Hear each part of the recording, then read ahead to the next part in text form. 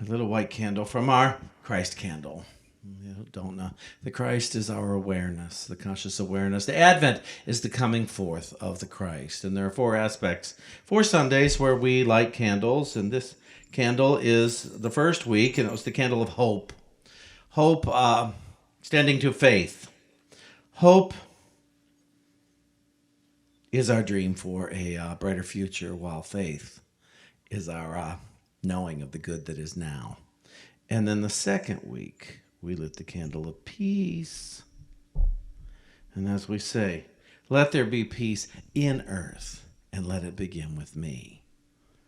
And last week, we lit the candle of joy, knowing that joy is an innate quality within us, that no matter what is going on in our connection with our source, with what we call God, there is always an aspect of joy within us. And today we light the fourth candle of Advent. It is the candle of love, knowing that love is the great connector between our source and ourselves, and between each other. So, let's see here. What all do we want to talk? We could talk about love. Now, here's the thing about love. Love. Every year I have been in ministry, it gets harder and harder to talk about these things. Because, see, I used to be more idealistic, and I thought I knew what love was. I used to think I knew what God was, and I thought, oh, I can look it up. I can look it up in Revealing Word. I can look it up and get these definitions. It's kind of like, do you remember when, in the beginning, when I first came here, and I would talk about God, and I would say, I don't know what it is. And yet I talk as if I do. I talk as if it's something solid rather than, and then one day I learned, oh, God is a word we made up to describe what we cannot describe, what there are no words for. And that's why in the God vibration, I'm willing to trust that the word God has a great effect and is useful, extremely, extremely useful, if you are willing to get on board with that word. So if I say God is, I can tell you God is omnipresence, presence itself. I can tell you God is omniscience, knowledge itself. I can tell you God is omnipotence, power itself. I can tell you these things. I still don't know, I still can't define them. You know, you look at presence. What is presence? Oh, well, it's all around you. And what does that mean? Oh, well, it's all around you. And that's kind of the best I can get. Well, God is intelligence itself. Now, that's very different than saying God is smart. And so, what does it mean? Intelligence. It means I have the ability to think, and to think with good sense, should I be paying attention. And omnipotence, all power, power itself, doesn't say God is powerful. It says God is power itself. And so I get there and I think, but God is power itself. So there must be a power flowing through me, is how I got on board with that. In our God vibration, I've told so many times, I've told the story. I researched, I looked for the history of the word God. Why did they choose that word to agree upon in order to describe this being, this beingness, this love, this whatever, this allness, I guess is the best way to put it. Where did they come up with it? And I looked. I Googled God, and I asked ministers, and they all told me about God. Well, God is this and God is that. And I said, yes, but you're not telling me about the Word. And I want to know about the history of the Word, because that will help me to practice it better. And finally, it was a channeler I went to. I think he channeled Gabriel, I think. He's no longer with us, but I'm pretty sure it's been many years. And what he told me is that God was taught in ancient mystery schools as a vibration. And that's where I started doing the God vibration. When I heard that, that made sense to me. From what I can understand, it came out of German, the German language, gut, it's gut. and God, good. And so God is a derivative of the word good. And with that, but it's the good that has no opposite. And when I understood that, my very first Sunday ever in a unity church, and I understood, oh, in God, in that power that is, I am good. And it's not based on judgment, and it's not based on opinion, and it's not based on even desirability. It's certainly not based on my behavior, thank goodness, and it's not based on how I feel. It's based on what I am. I am good. And as I continue to study over the years, and I learned, oh God, God is love itself. And I thought, oh, that to me is logical. Once again, God is love, because but love cannot be defined any more than God is. I could tell you of a personal love where I am drawn to someone, but it's still based on my opinions of them. Sometimes it's just based on energy. Sometimes you are just drawn to another person's energy, and you love them, and you cannot explain why you love them, but you know that you do. And many years ago, I was in Greece, not the show, the country, and okay, we got a lot of show people come around here, I was in. Sorry, I got a fuzzy here. I was in Greece on a Unity trip back in 1999. It was with Unity of New York. And I remember we were in the big museum in Athens. And there was a statue of a man there, young man. And I looked at this statue and I was in love. Now, it makes no sense. Why would I be in love with a statue? An old statue. I mean, it wasn't an old man, but it turns out that the statue they assumed was a grave marker of some sort. But I had an ache to know this person in this statue, but there was nothing. It was there, but it didn't seem like there was anything to tell me about it. So I got back on the bus, and the minister who was with us, he handed me a postcard as he got on the bus. And it was of that statue. And that statue's name was Koros. And Koros is the cologne I have worn since I was 18 years old.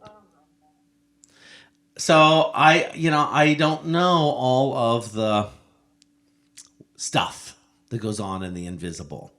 What I know is I had a great connection. If we live multiple lives, was I the being this was based on? I don't know. I don't know if I ever will know. But it was a little too much to just be coincidence. But what I noticed was a love, not for the way the statue was dressed, not for the artistry of the artist. I had a connection to whatever being, energy-wise, had gone into this statue. And so I pay attention to those kind of things because, again, as I say, I don't really know what love is. But yet I have a longing to love. I have a longing to experience love. I can't tell you anymore that I have a great longing to be loved. And here's why. Because I know without a doubt that I am loved. Unless the weather isn't what I want it to be. That's the insanity of us, isn't it? I am so loved, and and then I'll go out and swear about the weather. And I'm like, no, I am loved. I am loved no matter what the weather is. I am loved whether you like me or not. I am loved whether I am likable or not. I am loved no matter what I weigh. I am loved no matter how much money is in my bank account or isn't in my bank account. I am loved whether everybody likes me or not. I am loved with an everlasting love, and I believe that. And I'm here to remind everybody here, you need to believe that. You need to get on board with it if you're not already on board with it. You are loved with an everlasting love. And so the more that we get on board with that, the less we will hurt ourselves. the more that we get on board with I am loved with an everlasting love, the less we will compete with our brothers and our sisters, the less that we will judge ourselves and our brothers and our sisters, the less we will try to change one another. You see, if I know that I am loved and I know that you are loved, why do I need to change you? I don't. It's a useless question. Do not embark on yet another useless journey. We're taught in Course in Miracles. If you don't know what that means, do not embark on yet another useless journey. I think it's in chapter 3. It's been a long time since I've read the Course. But that statement stood out to me many years ago. The question why is almost always an embarkation for a useless journey. And the reason for that is most whys, question why to get an answer is to, you're just going to have to make something up. Because there's no true answer to why. Why are you doing that? Because I want to. And who is ever satisfied with that answer? Why did you make that mistake? Because I did. Because I wasn't paying attention. And so you see, there is no true answer to why, but I am still loved, and so are you. And so if we come together in the world, realizing, oh, we are loved with an everlasting love, I'm not going to try to change you. And I'm not going to accept that you try to change me. I'm not going to fight you. I'm not going to resist you. I'm just not likely to do it unless I know that the only thing you are trying to change is my awakening level. And that doesn't mean you come to preach at me. It's because you clearly say, oh, I forgot, and maybe I can do it. I usually learn from someone's example more than I learn from their preaching, hence why I'm a preacher today. And so, but I try to be an example as well. I really do. And some days I forget. Some days I put up a block to love. Anybody? A block. And, our blocks to love is words like I am poor, I am unhealthy, I am sick, I'm tired. Oh my goodness, I was talking to somebody the other day, I don't remember who, just kept saying over again how sick he was of this and how sick he was of that and how sick. And I did invite him to perhaps find another word than affirming he was sick over and over and over again.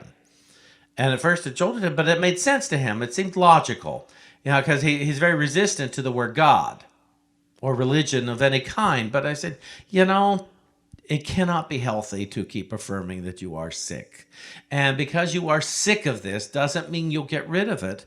And it doesn't mean your attitude around it will get well.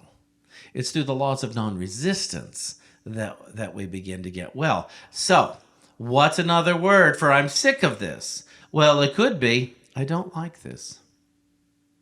I don't like that this keeps happening. Now, the enlightened person will say, so what do I need to think in order for it to shift? And the unenlightened person will say, I don't like this and it's never going to change. I don't like this and you have to change it. But at least we've gotten over, I'm sick of this. One step at a time, one thought at a time. So for us to keep looking at our lives, remember, in Advent, the coming forth of the Christ awakening. And this is the week of love. So it's the coming forth of love in our consciousness. Because just because we can't define it doesn't mean we can't experience it fully and consciously. In fact, we would do well to let go of the need to define a lot of stuff. We would do very, very well to just let go of the need of definition and begin working on contemplation. Would you be okay if you suddenly had an epiphany within you of love? If you suddenly just had a burst of something and you knew it was love, and you knew it was a part of a way you can know it's love is that nobody gets hurt. Nobody gets hurt with your love.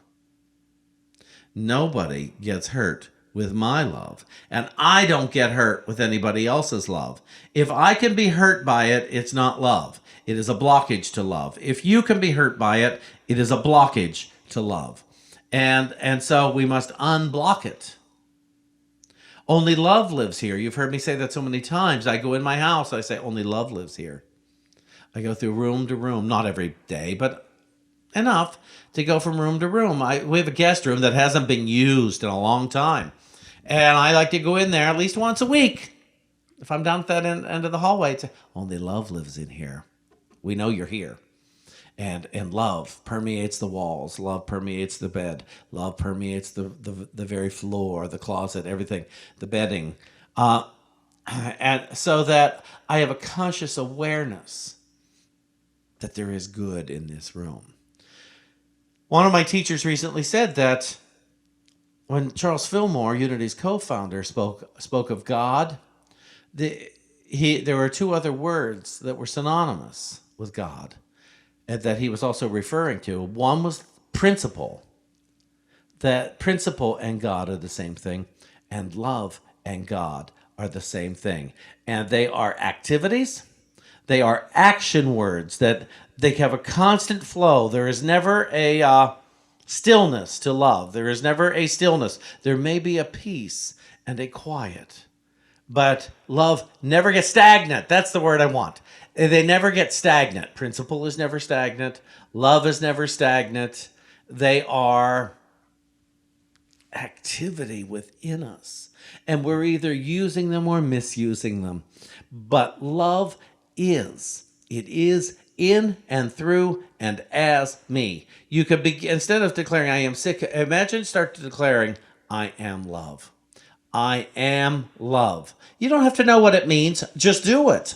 I am love. I am love. And some who have resistance will say, oh, that sounds so stupid. And I say, I don't care. Do you want to heal? Do you want to become aware of your wholeness and your joy and all the good that is in and through you? Or do you just want to have intellectual understanding? I didn't heal through the intellect. I healed through the acceptance of divine principle. And I healed as a child accepting it. And I just, because, it just resonated with me. Oh, that has to be true. That absolutely has to be true. I'd hear some of this stuff. I said, oh, that's got to be true. I have no idea why it's true or how it's true, but it just felt right within me. Now, for some people, I don't understand why it doesn't feel right within you. It's like, I just assume you're resisting in some way because it's got to be correct. I catch myself over and over and over again misapplying the principle. And I try it within seconds now. When I catch myself to say, oh, okay, that feels awful, and it goes away from what you preach, not only to everybody else, but to yourself, Shawn.